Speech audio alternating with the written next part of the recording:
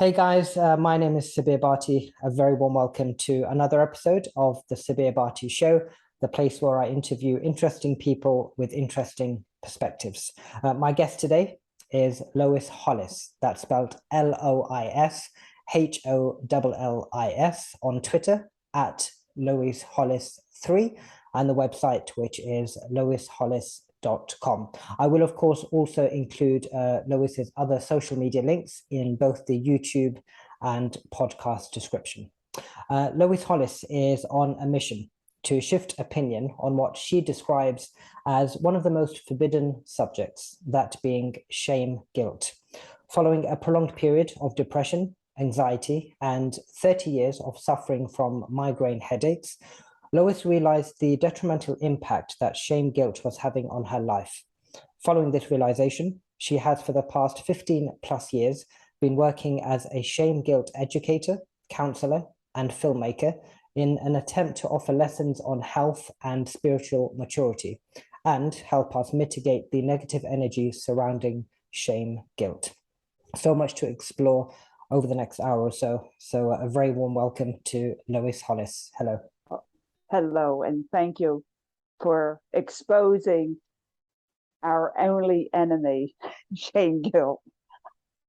No, thank you so much for agreeing to be part of this show. And I must say before we begin that I've been extremely excited about this topic because, as you know, when we connected around 4 to 6 weeks ago for the first time, and we started speaking and you're sharing the work that you're doing today surrounding shame guilt, it really made me realize some of my own demons, so to speak, that I've been experiencing over the last few years, which I'm sure we'll go into during our discussion. So from the bottom of my heart, thank you so much. I actually want to rewind to 1990 because I know this was a year in which you had a profound spiritual experience.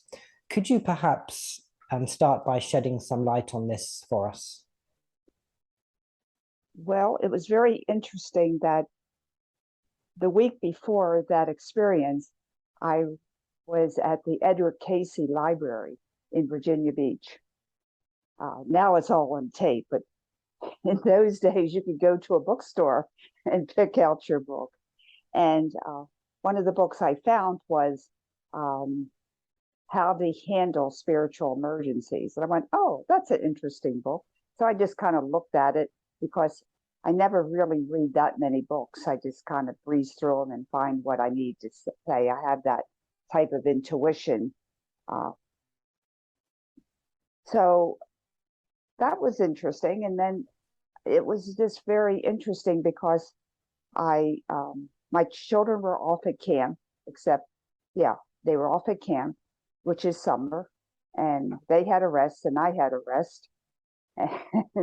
And I decided to take a bath, and I put on the Palladian music, which I feel very close to.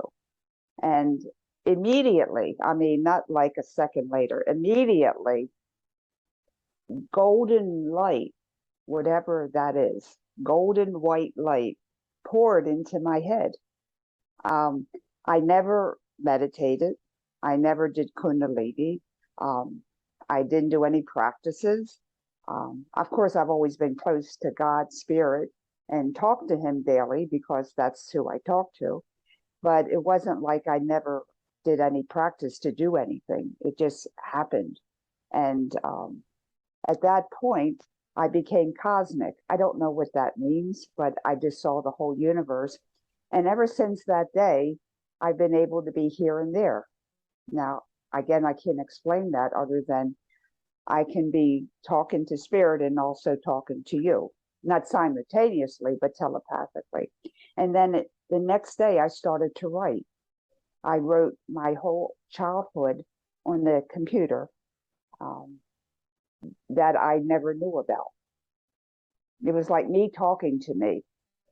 And from that moment, I kind of just knew things, not because I read it in the newspaper, but I was able to converse with people on current events and things of that nature. So I sort of had it in with knowledge.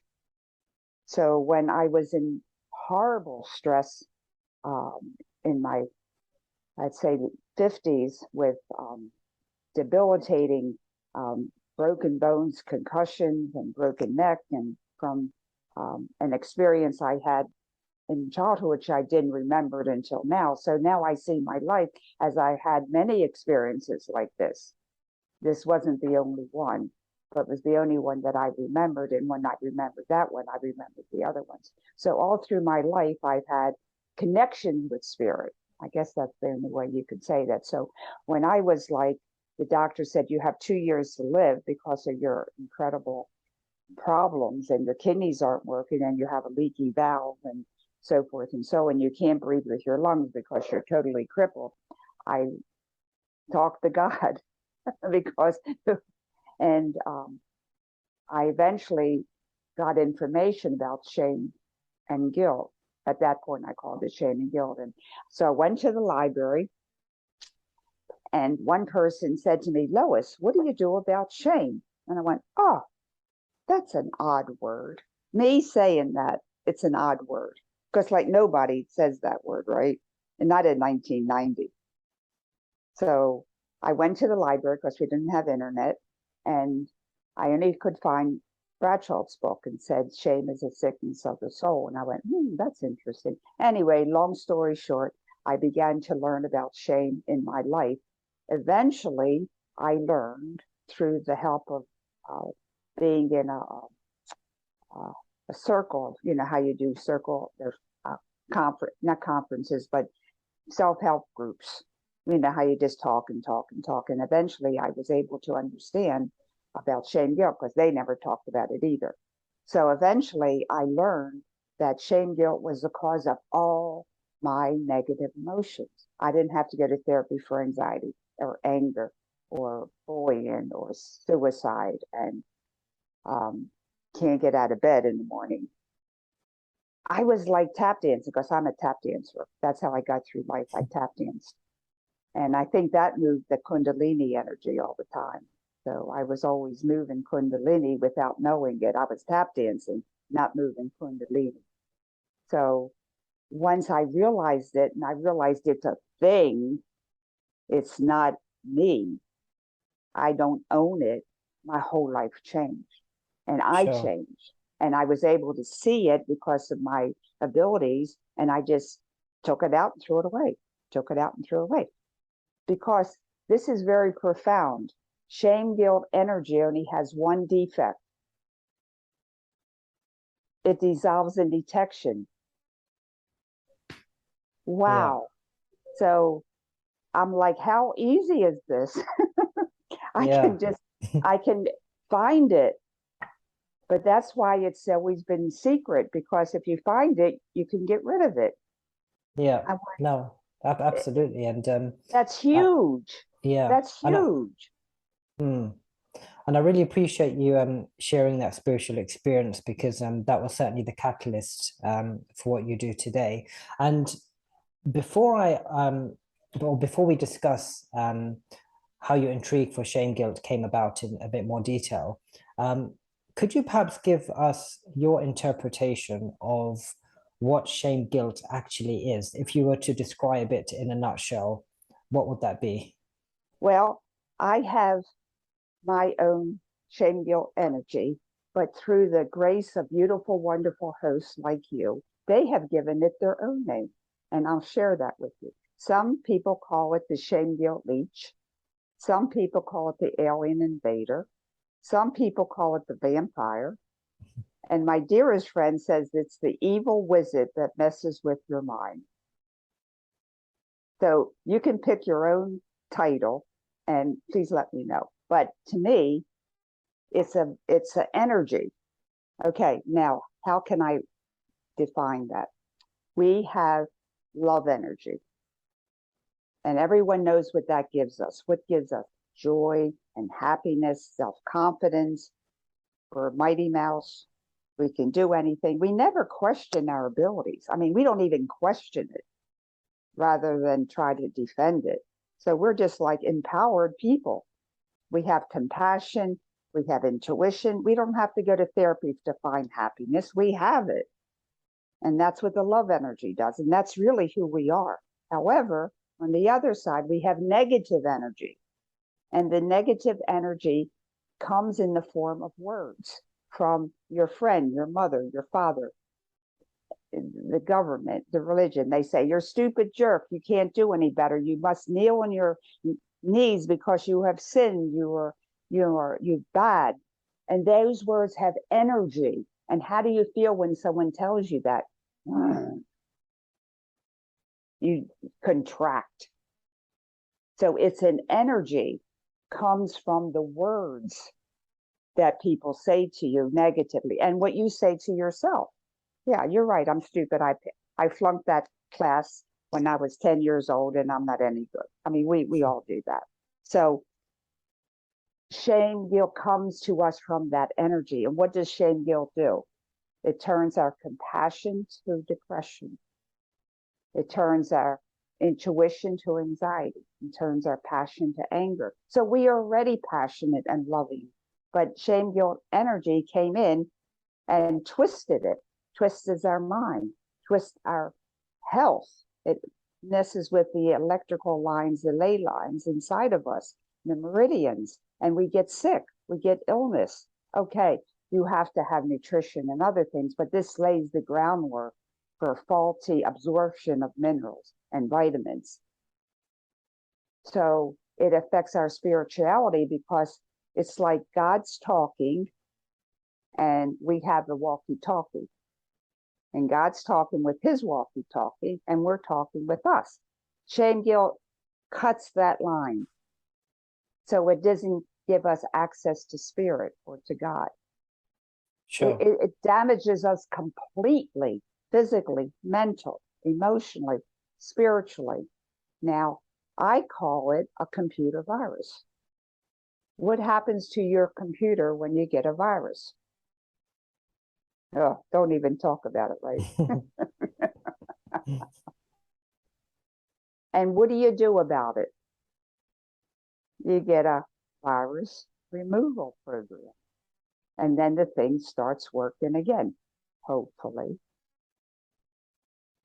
So Yeah. I say to you, you need a shame, guilt removal program. And then your computer of yourself works just fine. Yeah. No, thank you for explaining that. And as you were talking, it just made me think. I was thinking while you were speaking, and you're right. I guess different people have different things that they are holding on to in terms of shame, guilt.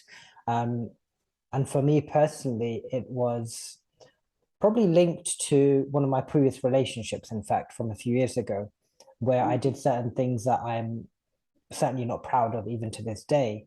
And it took me a while to get past that stage of shame, guilt for the actions that I did, which were detrimental to the relationship. And then after a few years, I realized that I now need to start transitioning from shame, guilt into what I saw as self-forgiveness. And it took me a long time to actually come to that point of self-forgiveness. So I'd be interested to know from your experience, when you are sharing this message of shame, guilt, and the people you work with and speak to about this subject, does the topic and subject of self-forgiveness come into it? If so, what advice could you give in terms of navigating away from shame, guilt towards self-forgiveness? Because I'm still in that process. I haven't managed to complete the process. I'm still very much in the middle of it. Beautiful, brilliant question. And forgiveness is very nice, but it's not healing. Right. That's why Okay. you've been struggling for years and years. And guess what? You will struggle for years and years. It's nice. It's a very nice thing. I'm not saying it's bad. It's nice, but it's never going to bring you home. The only way to bring it home is in that relationship. And everyone has a relationship they either were shamed upon or they shamed them. It doesn't matter. It's the way of life. Okay? Not that it's right. It's just we're all in the same shame guilt river. Okay? Yeah, So sure. what you can do is do what I said. You find the shame that you said to somebody or said to yourself, see the words, and you can do this because we're all very telepathic and we're able to access other dimensions. You see it, take the words, and literally throw them out and say, shame, guilt is not for me to own. Never say my shame. Never say my guilt. Never own the monster. It's a leech. So you got to take this leech off of your body. It's sucking the blood out of you. And no matter how much you forgive yourself, how much you love yourself, how much the leech is still sucking you. So that's Right. what you have to do. You need to actually take the leech, the vampire, whatever evil wizard, whatever you want to call it, off of you. You need to take it off of you. Like a mosquito is sucking you, you hit it. Yeah. No, that That's makes complete sense, actually. okay, Yeah. because it's going to keep, okay, a story. Sure. I had a client come to me recently and he said, I like your work, but I don't think you can help me. I said, oh, why? And he was a young guy, like 30, and 30 is very young when you're 78. So he was like, I don't think you can help me because I've been in therapy for my depression for 4 years.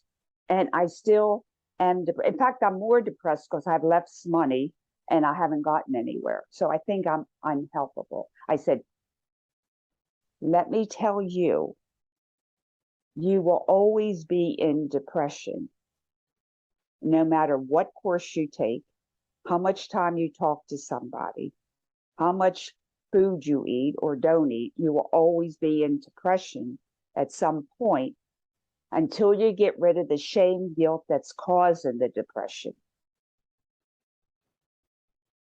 So he came to me and we did work like I did with you, find it, take it away, give it away for all lifetimes, all dimensions and all parallels, because it's a dimensional leech. You got to name all the dimensions. This is dimensional healing. It isn't linear. And so I helped him with that. And guess what? A week later, he's dancing. Right. That's the missing key to everything. We can go to forgiveness and forgive ourselves. And I made peace. I forgave my enemies. I think that's very nice. I'm not saying it's wrong, but you're never going to dance. Yeah. Yeah, no, that makes absolute sense. And I guess I've never thought about it that way. Because no one told you. Yeah. Yeah. I've always thought of it as being a process of one day I will let it go when it's the right time to happen. And like you said, the more you think like that, the longer it's going to stay with you. And at some point you have to let go.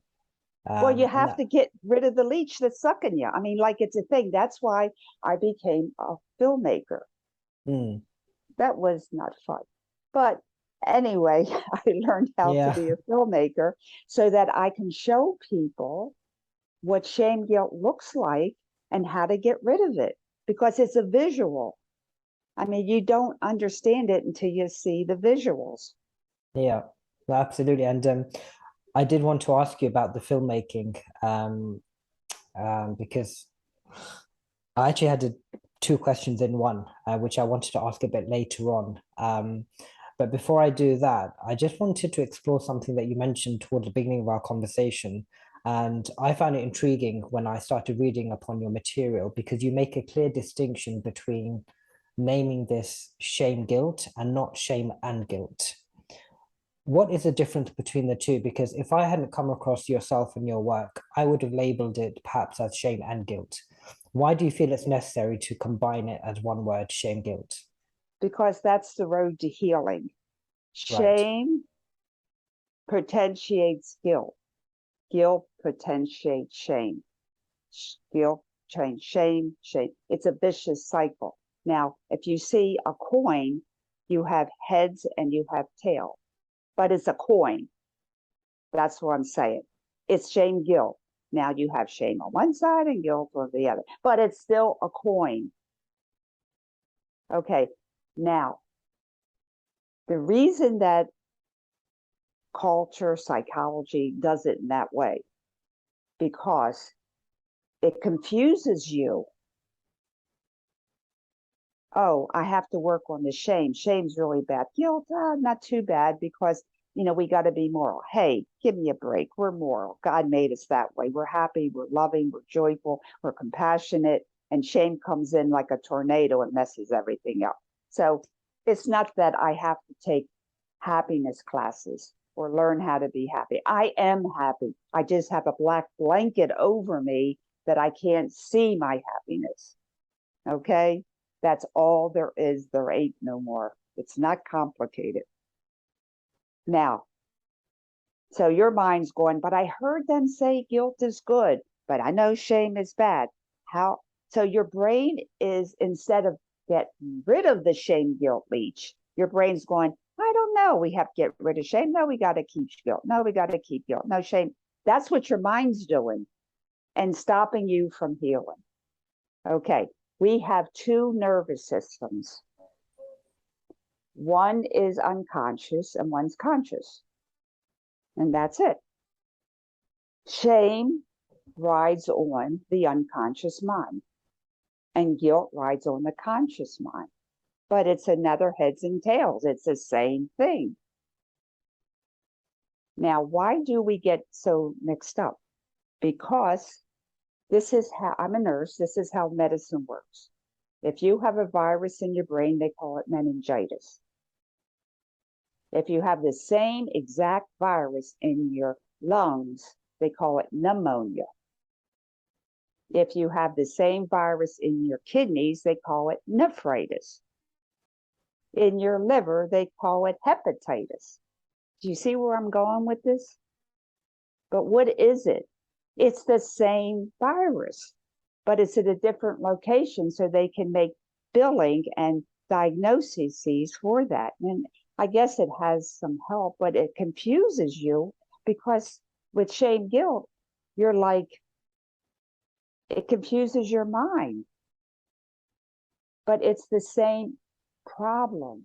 So you get the same antibiotic for meningitis, nephritis, pneumonia, hepatitis. You get the same medicine. So that's what I'm saying. I'm giving you the same medicine for all these things. Truth is simple. Truth is simple.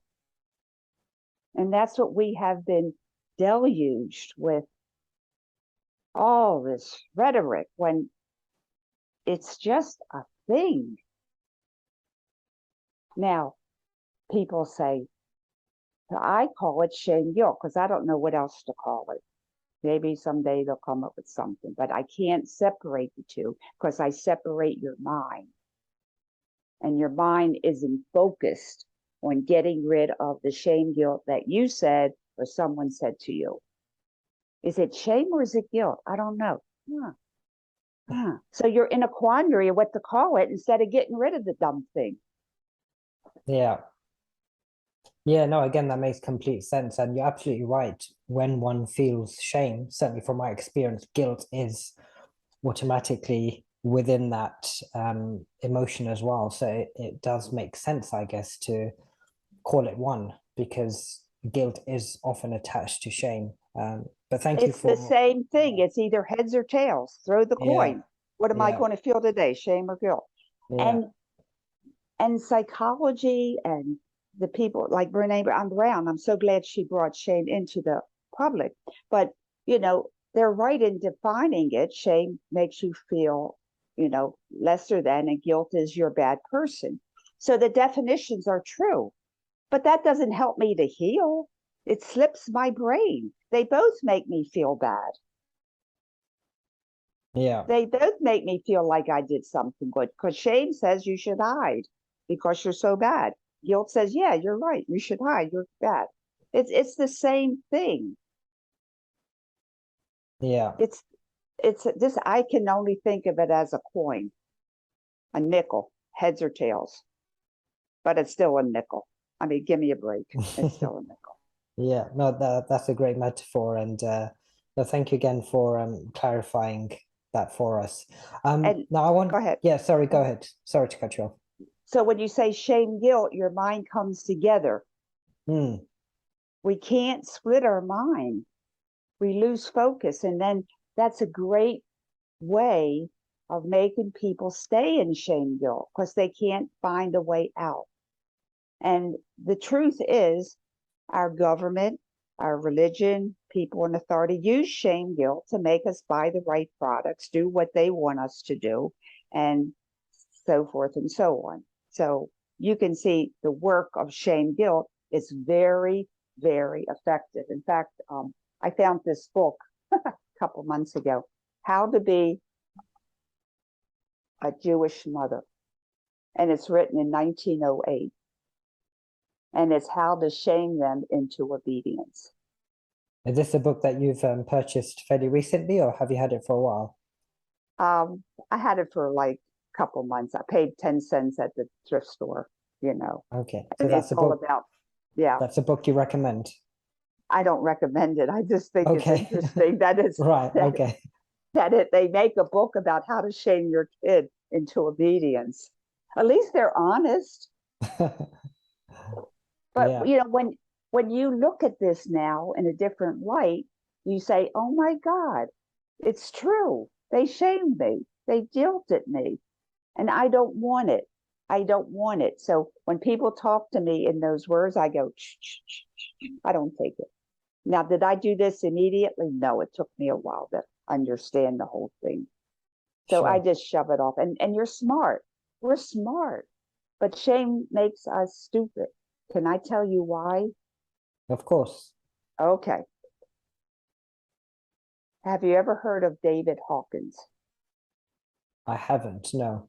Yeah. Well, he's a brilliant man. He lives in heaven now. And what he did many wonderful things, and you can look him up because he's an extremely good resource. Anyway, one of the things he did was he gave a number, a mathematical number to each emotion. That's pretty impressive.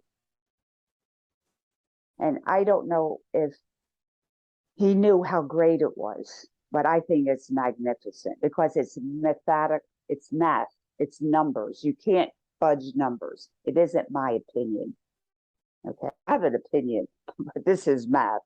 Okay, he goes from high to low, and his highest number is 700,000 to the 30th power. 30 zeros after 700, comma 0. 700,000 is enlightenment. Okay, that's pretty high. And that's when you're glowing in light, like the masters and Jesus and everything. So then it goes down. We have love and joy and compassion and self-esteem. I'm not saying them all correctly, but you can look at them, the numbers in the different emotions he tested. But essentially, it's all the good, loving emotions that we talked about that love gives us. At 200, 200, no more, it begins to be negative. It goes anger, depression, hatred, not good enough, so forth and so on. Do you know what the last one is? Please tell Shame, us. guilt. Shame is Right. above it and guilt is above it, but it's the Right. same, you know. Yeah. His models have guilt first and then shame or shame, but it comes in at 10, and some models show 20. Right. Okay, 20 from 700,000 to the 30th power. That's how low your vibration is, your energy is, your thought is. And you know what's after that? Nothing. Death. Your body can't vibrate any lower than Interesting. guilt. Hmm. Okay, so when you're in guilt, I say, get out. Yeah. Okay, you've got to get out. Now, how can you get out? You can feel regret. Regret's okay. Anger is good. They all have shame attached to them, but you have a way of getting out. So if you're in guilt and you can't get out, you got to get out. You either call a friend, and if you don't have, people say, I don't have any friends, well, call the local Walmart and talk to a person. I mean, talking to another person will get you out of it. It's not going to heal you, but you can't stay in guilt. You can't. You can't stay in guilt. If I have anything message today, you can't stay in guilt. Go shopping, go eating, do something, go be angry. You just got to get out of guilt, because guilt has no solution. Because you're not good enough to have a solution. Sure. Yeah. And I guess it's very difficult to move forward. Yeah. And that causes the drug problem. I can't live here because I'm not good enough to live here. I mean, it's all guilt, but we got to get out. I'm so passionate about that because people are dying and it's not necessary because they're in guilt. Guilt is the horror of this life, guilt. And then people say you have to feel guilty to become moral. Man, I got to talk to those people. So that's why I'm so passionate about this. Now, I have, ever since that experience I had, I start writing from spirit, and God talks and I write, and I'm just a secretary because I couldn't think of this stuff. Anyway, so I have those pages on my website. Now is the time, and you can download the book. It's about 20 pages. And if you read these words in a different format, your energy rises. So you can get out of guilt without trying to get out of guilt. Okay? And that's very important. People can use that, and it's free. You just press the button if you don't have any friends to talk to. Or you don't want to talk to anybody. And people say, I said, oh, there's a suicide hotline. Do you know people are too shameful to call the suicide hotline? To admit that they're suicidal? That's so sad. So that's why I said call Walmart or somebody, or Home Depot. Or they always have an answering machine that you knew the hours and stuff. I mean, they're not going to help you. I'm just saying you have to hear a human voice. Yeah, no, you're right. It's always far better to talk to someone than keep those thoughts of shame, guilt to yourself. And no, get rid of them. Get rid of them. So before you get rid of them, is it okay to talk about them with someone close to you? Oh, yeah, you have to. Yeah. Yeah. But watch your language. Oh, it's such a shame. It's raining today. I can't have my barbecue. No, it's not a shame. It's unfortunate. We have to move our equipment, but it's okay. It's not a shame. It's not shame. Oh, it's such a shame that people don't understand this. No, it's not you can't use the word shame, because shame calls, when you say shame, it calls it to you. You don't want it. You got to kick it out. But when we're talking about it, we have to talk about it. But we also tell it to get the heck out. Yeah. No, that just makes, again, complete sense. What you just said there about us using shame in everyday language, and it's true. I mean, I use it so flippantly sometimes, even with friends or family, like you said. Everybody does. It's a shame it's raining, or it's a shame I couldn't do that. It's a shame we couldn't travel there today. It's everyday language. You're right. But we often, I guess, as you were saying, we don't realize the energy that's attached to such words. Yeah, that's a real eye-opener. You can even, I give permission to cuss. You know, it's okay. It's better to cuss than use the word shame. Okay. Yeah. No. Certainly food for thought. I want to switch gears slightly, because throughout your life you've been exposed to certain life experiences at somewhat unconventional ages. For example, at the age of 12, you found yourself working as a nurse's aide. Do you remember that time when you were 12 working in this field? If so, could you perhaps Just shed some light on this experience for you. What was it like at the age of 12 working as a nurse's aide? Well, most of my childhood, I have not been able to uncover, um, except talking to God mainly. That's Hmm. about the biggest thing. And I didn't know everybody didn't do that. I really didn't. Yeah. Um, they said, "Who's your best friend?" I said, "God." Talk to him all the time. They went, "What? You're weird." I go, "Okay." But I always was concerned about health. I I um, I just, oh, I don't want to do that because he'll hurt me, or I don't want to take that. It's not good. It doesn't taste. If something didn't taste good, I spit it out. I just was always concerned about health, and I wanted to help. I always wanted to help. Now that can be a detriment because you're giving yourself up instead of taking care of yourself. But I always wanted to help people. It was just, some people like to do woodwork, some people like to paint. All I wanted to do was tap dance and help others. That's all I wanted to do. And I think that my desire to tap dance was because of my brain injuries. I had severe, severe dyslexia. I had Irlen syndrome. That's something I had to look up, IRLEN. That's when you look at words and they keep moving. So I was labeled stupid. I remember my parents called to school and they said, this is a Catholic school in the, 50s. And they said, we want to tell you that we will keep your child in school because we are a Catholic school.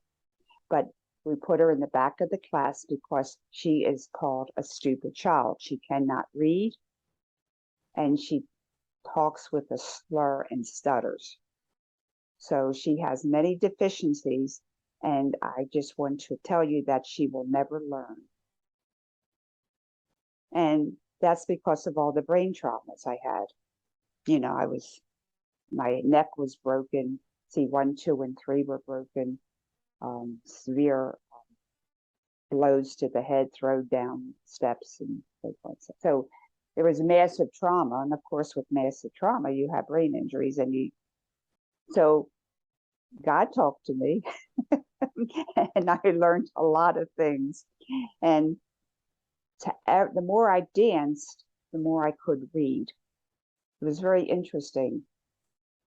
And now that I understand the physiology, that I'm bringing the right and left hemispheres together, and over the course of years, I learned how to read.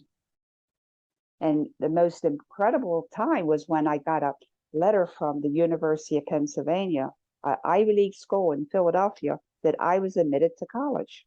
I went, oh my God, I'm smart. So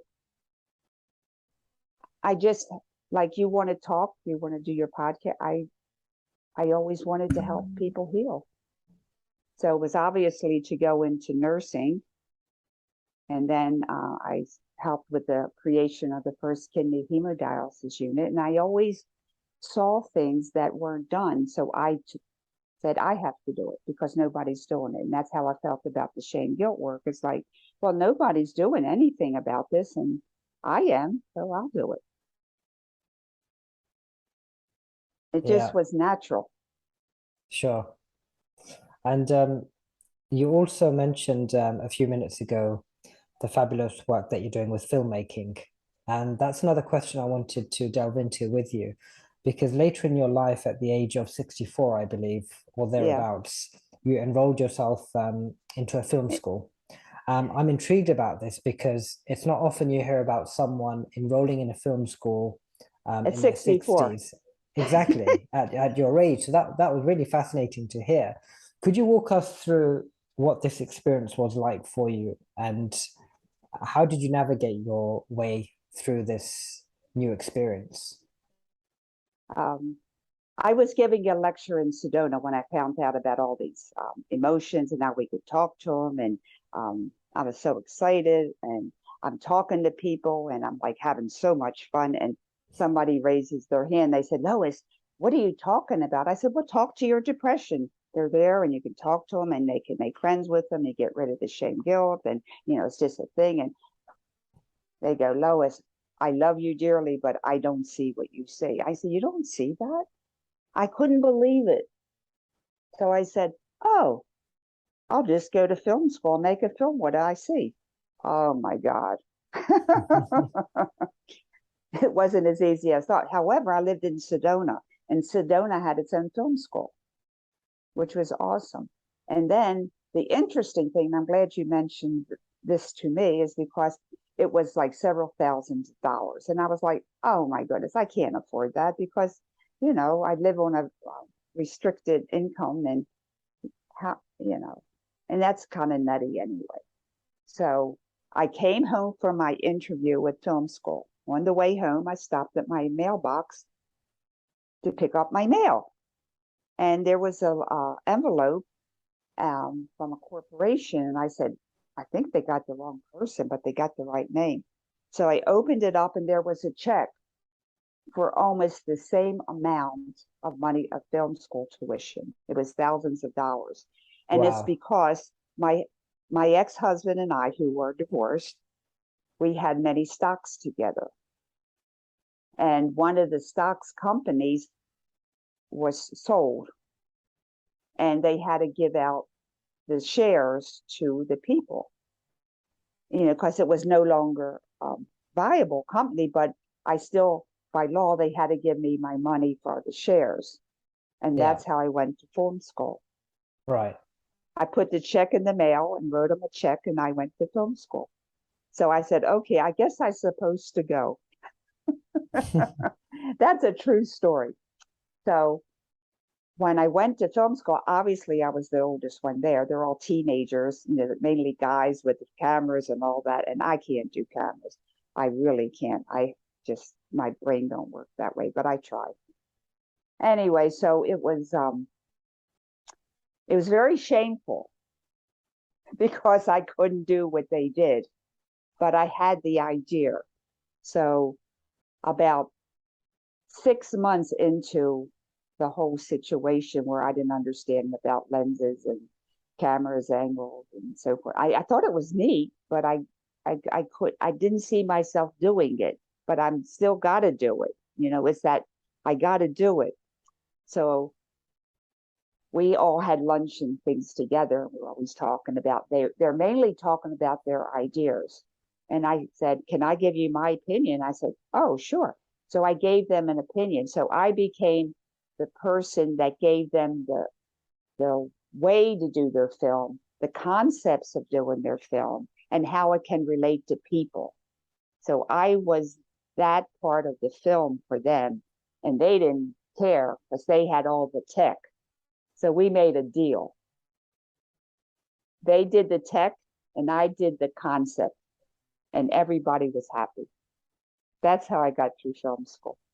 I made a deal with my fellow people, I made a deal. And it wasn't the best when it first came out. And someone who was a consultant to the school said, I love your concept, but it needs a little work. I said, you think so? Because he was an Academy Award winner. So he took it upon himself to help me to formulate Out of Discord into Harmony better. And it's still out there and it's changing people, because it shows you how to talk to your emotions. And a lot of therapists are using it too, which it makes me very happy. But anyway, and he said, why did you use child actors? I said, because they have to be child actors for emotions. He said, well, you do know that's the hardest thing to do in filmmaking. I said, well, I'm glad I didn't know that because I did that.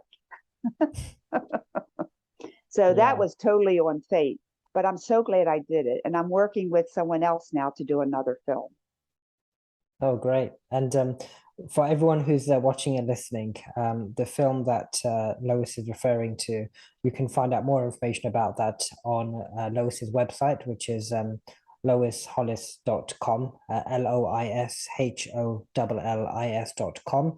And if I'm not mistaken, Lois, the film you're referring to is called I'm Good Film. Is that right? Yes, I'm Good Film, and it's on 3 episodes because I wanted to make it to 15 minutes. And as you know, shame guilt is so big, and we have a talk, but we could talk, next week, and there's still more and more. So I didn't want to overload people because when you overload them, they throw it all away. So if they really want to see the films, go to imgoodfilm.com. All the films are there. All the websites are interlinked. I'm very blessed to have a very beautiful, wonderful, smart tech person, and he does all the tech for me. We made a deal. That's good. So yeah, just a quick correction there then. So while you do have information on your personal website about the film, you feel it's better that people go to imgoodfilm.com. Yes? That would be the best way, because I have very good interviews there. And if you want to listen to podcasts, because each person, I have over 100 something people now. Each person has a different take on shame guilt, but it all comes down to the same truth. Shame guilt is not ours to own or to give. And you can come to whatever. And the main important thing I'd like to leave people with is that we can make friends with our inner critic. We don't kick him out. We don't cut him up. We don't chop his head off. He's part of us. You can't cut your arm off. The problem is he lives in my inner critic calls himself King. I wonder. So King is living in 1950 when I'm a young kid and don't want to get fallen off a rock or a cliff or something like that. I'm living in 2022. I'm an adult now. So we have to help persuade our inner critic to come from that timeline into our present timeline. That's all there is. Yeah. He's living in the he or she, your inner critic, is living in the wrong timeline. He still thinks you're 2 years old and no one told you you're an adult. So you have to say, hi, how are you?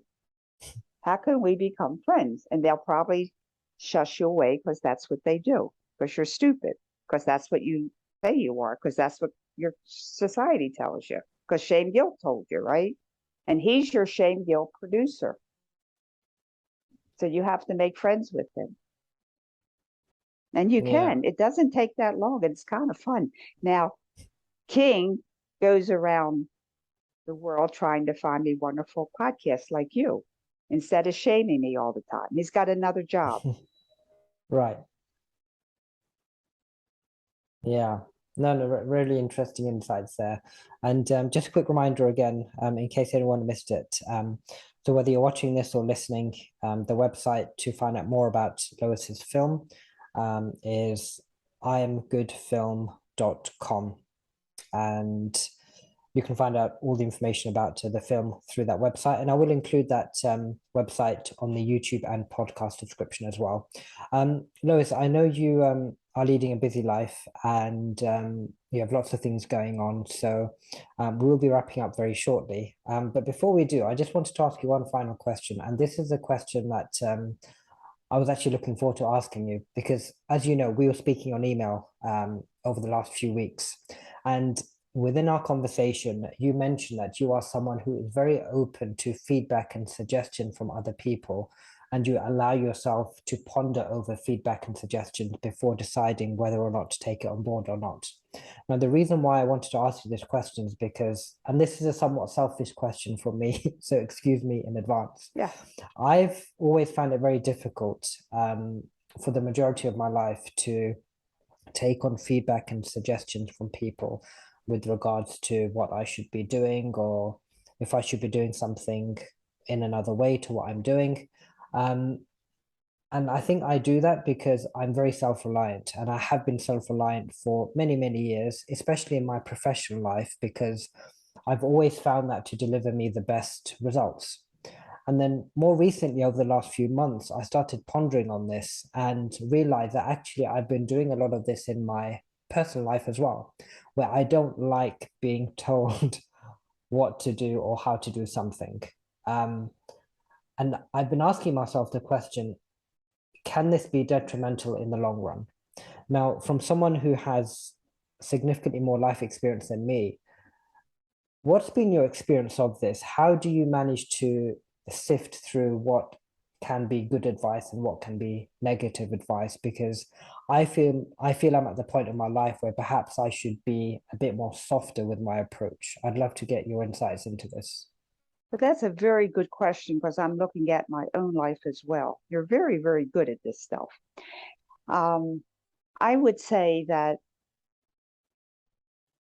before, before and while I was doing the shame guilt thing, it took a couple years, but you get better and better. It's amazing. You get smarter and smarter and younger, the more shame you get rid of. It's amazing. Anyway, so I totally did not want people's advice. I felt it an insult because I was so shame guilt ridden.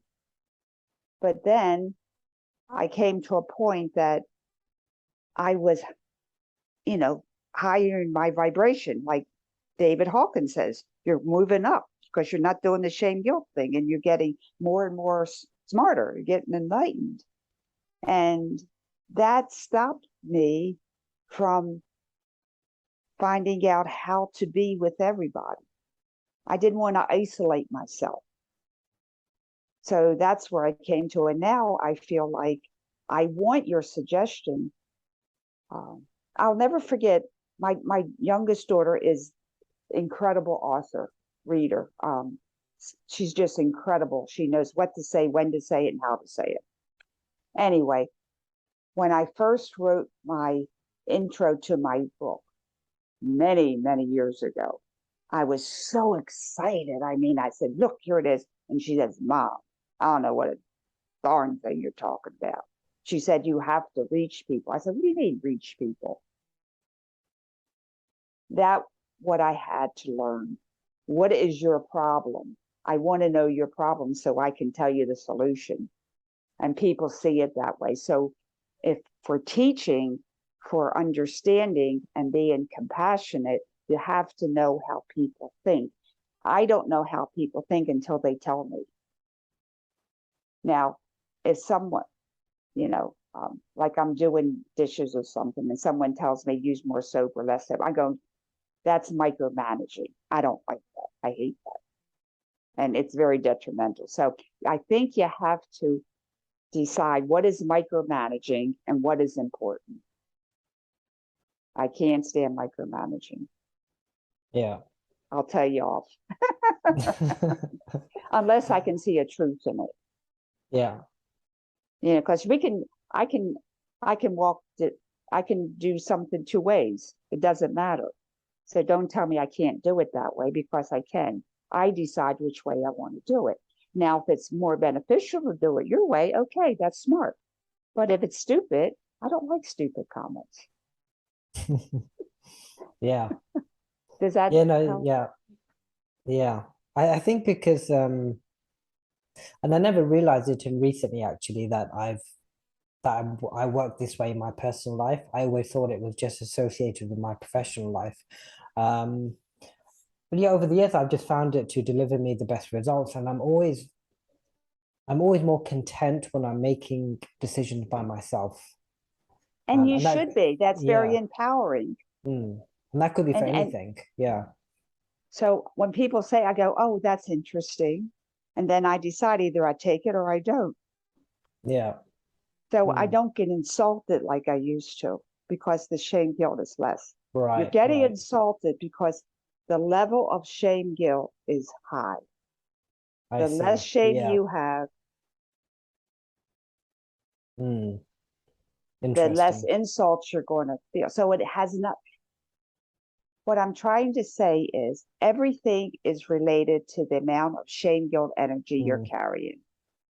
If you're happy, you're mm, sad, you're insulted, you don't know what to do. Confusion is shame guilt. When you can't make a decision, you're in shame guilt. yeah, Whenever you got a problem, think shame guilt first. interesting. Isn't that Wow. interesting? No, no, it is, and How I huge just is that? it is. How It's huge is yeah. that? You're right. It's even linked to when someone gives you advice. The way you take it is based upon, like you how said. much shame guilt you have. Yeah, and I never thought about it that way. That's really interesting. It's And the that's why I foundation. said the Yeah. more Mm. self, the more shame guilt I got rid of, I wasn't insulted anymore. Mm. Very interesting. This is Um, something that I'm definitely going to start looking into more you just and you just have working to on. Yeah, you have to take shame guilt out and throw it away. And it's absolutely. I am. It's not I am. It's just I am. So I just want to make that clarification. But that teaches you how to just take it away. Or I do sessions with people, and you literally can take it away, and you have to. It's a physicality. It's a leech on you. Yeah, I mean, yeah. you got it, which is a whole different way of looking at, because emotions are depression. It's different, but shame guilt's different. It's an energy put upon humanity deliberately to make us stupid.